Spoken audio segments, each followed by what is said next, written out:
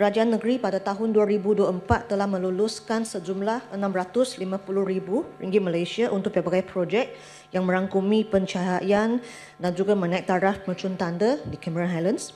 2. Kementerian Pelancongan, Kesenian dan Budaya juga telah meluluskan RM865,000 untuk projek menaik taraf, sebagai contoh menaik taraf kemudahan pelancongan di Taman Agroteknologi Madi, menaik taraf laluan trail dan penunjuk arah di hutan simpan untuk tujuan keselamatan pelancong.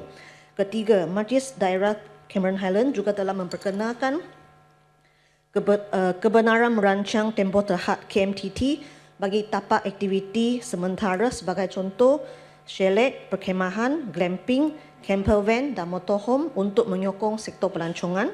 4. Perbadanan Kemajuan Cameron Highlands PKCH telah juga mempunyai perancangan untuk membina satu unit Tourist Information Center di Tanah Rata sebagai pusat rujukan kepada pelancong untuk produk dan pakej pelancongan di Cameron Highlands.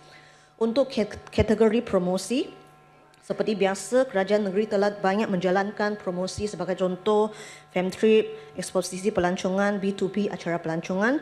Tambahan untuk tahun ini, PKCH juga akan bekerjasama dengan Tourism Pahang untuk menyusun semula dan menyelaraskan semula bahan promosi, dan juga tahun ini juga akan ada penganjuran acara, sebagai contoh Hiking Day dan Pesta Bunga. Bagi Tourism Malaysia, penganjuran program glamping hopping telah dianjurkan untuk mempromosikan aktiviti glamping di Cameron Highlands dan juga menggalakkan penganjuran sukan pelancongan. Dan pada tahun lepas, kelulusan untuk GSSP, Geran Sokongan Sektor Pelancongan, juga telah diluluskan untuk penganjuran program pelancongan di Cameron Highlands. Soalan B. Bagaimanakah kerajaan menjalin kerjasama dengan pemain industri dan apakah bantuan yang telah disalurkan? Untuk soalan B, kerajaan negeri telah menyediakan insurans kelompok kepada pengusaha pelancongan di seluruh negeri Pahang yang merangkumi pemandu pelancongan, pemandu bot pelancongan, Malim Gunung Pahang dan pengusaha homestay. Jabatan Perhutanan Negeri melalui Pejabat Hutan Daerah Cameron Highlands juga telah melaksanakan sesi libat urus bersama pemandu pelancong dan Malim Gunung untuk membincangkan isu semasa aktiviti eko pelancongan dalam hutan simpan kekal daerah Cameron Highlands. PKCH juga akan mengadakan sesi libat urus bersama pemain industri bagi penyediaan Tahun Melawat Malaysia 2026, dan pihak Motek juga telah mengadakan kursus dan latihan, sebagai contoh khusus bagi pengusaha homestay dan khusus mesra Malaysia di kalangan staf hotel di Cameron Highlands dan khusus CTRE untuk pemandu pelancong. Untuk soalan C,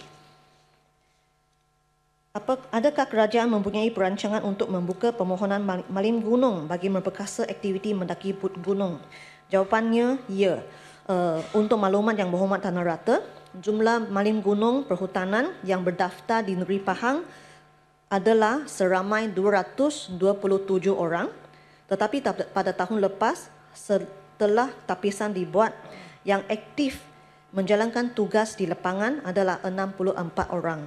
Jadi dengan itu, Jabatan Perhutanan Semenanjung Malaysia pada tahun ini telah membuka permohonan untuk pencalonan peserta dan khusus telah dijalankan, telah selesai, seramai 20 orang peserta telah melepasi khusus dan seterusnya akan menjalani khusus lanjutan dan penilaian prestasi. Terima kasih.